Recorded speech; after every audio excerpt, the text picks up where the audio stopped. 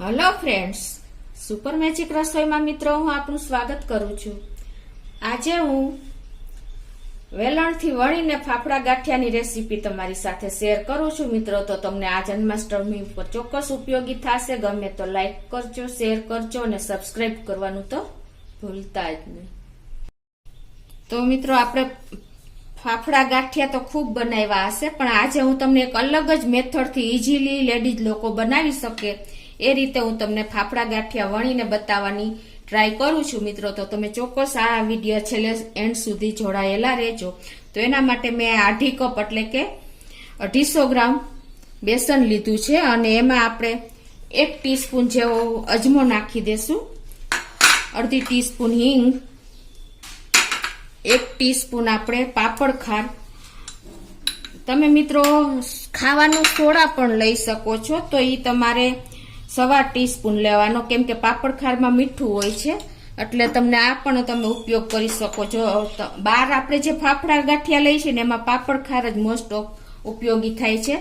અને 1/4 ટીસ્પૂન જેવું આપણે મીઠું નાખશું. તમે તમારા ટેસ્ટ એકોર્ડિંગ નાખી શકો છો. અને હવે એમાં આપણે આ બધું મિક્સ કરી લેશું.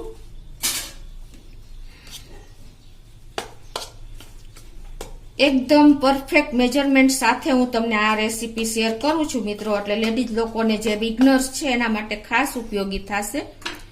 અને હવે એમાં આપણે 4 ટેબલ સ્પૂન જેવું સિંગ તેલ નાખશું. જો તમારી પાસે સિંગ તેલનો ટેસ્ટ આમાં બહુ સરસ આવે છે, એટલે આ રીતે આપણે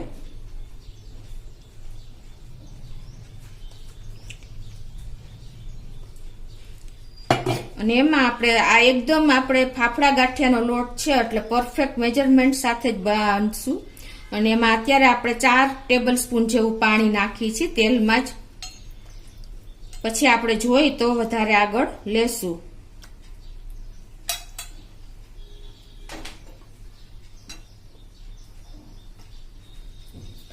હવે આનો આપણે ડો તૈયાર કરી લેશું.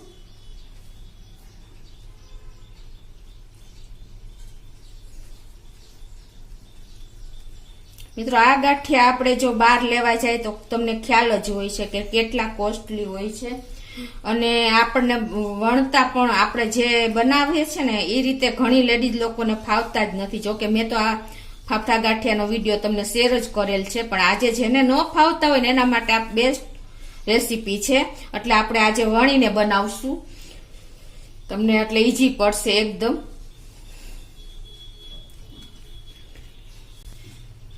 તો આ રીતે આપણે જો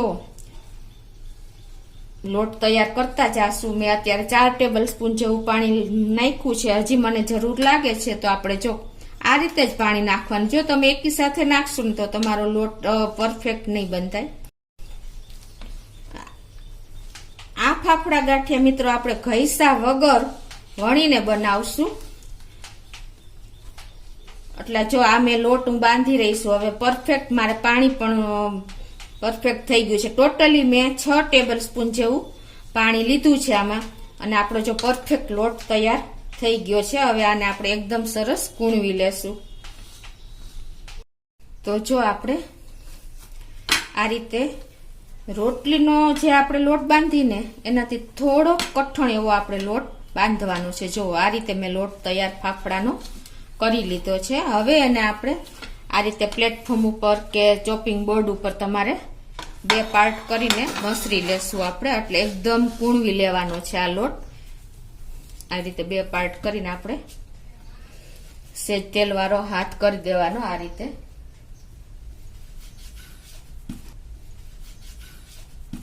અને પછી આ રીતે તમારે એકદમ સરસ કૂણવી લેવાનો છે, એટલે એકદમ આપણો સોફ્ટ ડો તૈયાર થઈ જાય.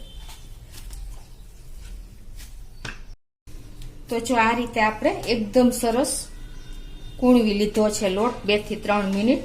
અને જો આપણો લોટ પણ એકદમ ફાફડા માટે તૈયાર થઈ ગયો છે. મિત્રો, અત્યારે જો મેં બેસનનો લોટ વાપર્યો છે ફાફડા ગાંઠિયા માટે, પણ તમારી પાસે જો ચણાનો લોટ તમે વાપરવાના હો ને તો તમારે, મેં અત્યારે જેમ કે આમાં 6 ટેબલ સ્પૂન જેવું પાણી લીધું છે ને, તો તમારે વધારે પાણી જોઈએ ચણાનો લોટ વાપરવો હોય તો.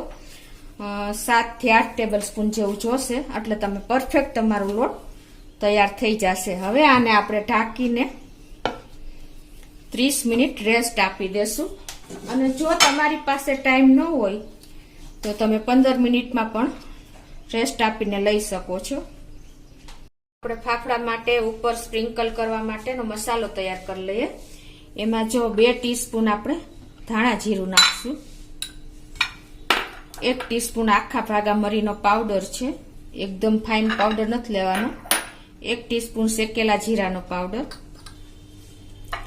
અને અડધી ટીસ્પૂન સંચર પાવડર. આ મસાલો મિત્રો એકદમ ટેસ્ટી થાય છે. આ આપણે ફાફડા ગાંઠિયા માટે ઉપર સ્પ્રિંકલ કરી છે ને, એટલે બહાર જેવો જ આપણે આ લોકો આ રીતે જ કંદોય લોકો બનાવતા હોય છે, તો એ પણ આપણે આ રીતે મિક્સ કરી લીધો છે. તો આપણે લોટને રેસ્ટ આપ્યો ને એને 15 મિનિટ થઈ ગઈ છે. અને જો આપણે લોટ પણ કૂણવી લઈ થોડોક એવો, અને હવે એના આપણે લુવા કરી લેશું. તમારે જે સાઈઝના આપણે વણવા હોય એ પ્રમાણે આપણે લુવા આ રીતે કરી લેશું.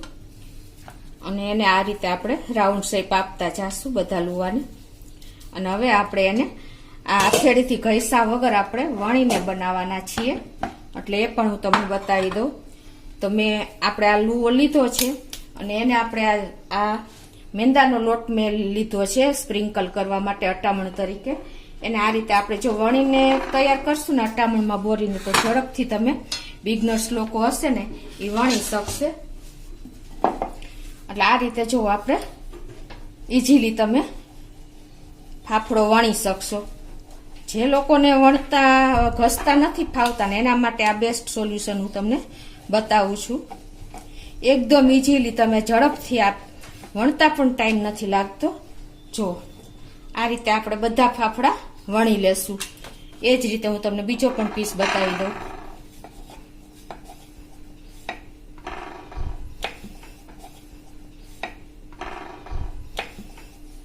તો આ રીતે આપણે બધા ફાફડા તૈયાર કરી લઈએ છીએ વણીને. આ રીતે જો મેં બધા ફાફડા વણી લીધા છે. હવે એને આપણે જો થોડીક સ્પેસ છોડીને આ રીતે આપણે વચ્ચે કટ મૂકી દેશું, એટલે આપણે ઇઝીલી 2 પાર્ટ થઈ શકે. અને છેક સુધી નથી લેવાનું, તમારે આગળ પાછળ બંને સ્પેસ જગ્યા છોડીને પછી આ રીતે આપણે કટ મૂકીને તૈયાર કરશું, એટલે આપણે તરવામાં પણ ઇઝી પડે. આ રીતે જો હું તમને બતાવી પણ દઉં. આ ફાફડો વણેલો છે એમાં તમારે થોડુંક જગ્યા છોડીને આ રીતે વચ્ચે જ ખાલી કટ મૂકવાનો છે, એટલે આપણે આખો ફાફડો તરી શકીએ. તો હવે આપણું તેલ પણ ગરમ થઈ ગયું છે આ બાજુ. તો હવે આપણે ફાફડા તરી લેશું.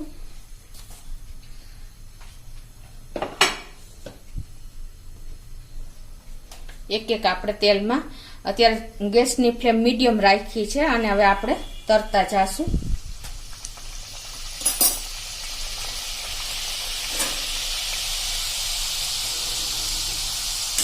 અને આ રીતે આપણે એને ટર્ન કરી લેશું.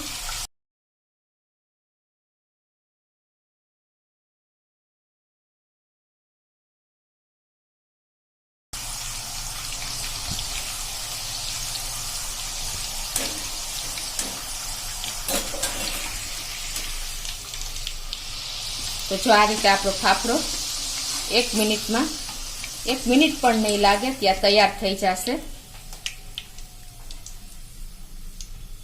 અને હવે એને આપણે આ રીતે પ્લેટમાં લઈ લેશું.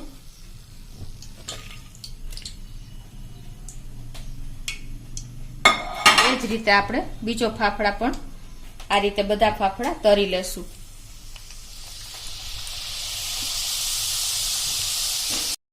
તો જો આપણા ફાફડા તરાઈને રેડી છે. હવે એને આપણે આ રીતે 2 ભાગ કરી લેશું. વણવામાં આપણે ઈજી થઈ ગયા છે, એટલે આ રીતે આપણે તૈયાર છે.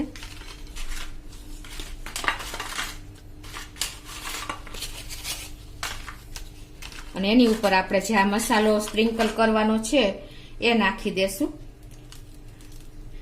આને હિસાબે એકદમ આપણા ટેસ્ટી ફાફડા લાગે છે. તો મિત્રો જો આપણા ફાફડા તરાઈને રેડી છે. હાથેથી ઘઈસા વગર વણીને આપણે ફાફડા તૈયાર કર્યા છે અને એની સાથે આપણે મરચા પણ સર્વ કરશું તરેલા. તો તમને ચોક્કસ આ જન્માષ્ટમી ઉપર આ રીતે ફાફડા બનાવજો અને તમને મારો વિડીયો ગમે તો લાઈક કરજો, શેર કરજો અને સબસ્ક્રાઈબ કરવાનું તો ભૂલતા જ નહીં.